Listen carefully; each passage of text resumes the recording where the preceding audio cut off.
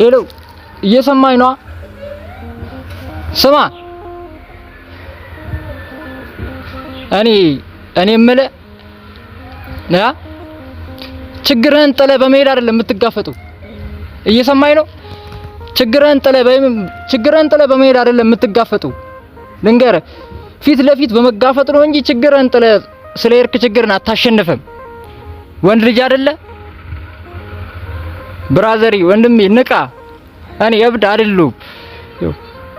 ሰው እብድ ነኝ ይችላል ግን አይደለሁም። ምን እንደው ታውቃለህ? እንደው ለእናቴ ነው አለ የምደውለው ማለት ነው። እናቴ አብዳል ምናምን ብላኝ ነበር አትልም? እኔ እብድ አይደለሁም እናቴ። እኔ የተረዳሁት ከማይሆን ሰው ጋር ከማይሆን ተስፋ ከምሰጠኝ ሰው ስለራኩኝ ነው። እኔ እውነታ ስለገባኝ ነው እናቴ። መስሎሻል? እኔ ለዛ ነው የራኩኝ።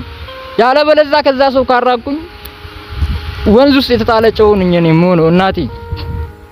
እውነቱን ልንገርሽ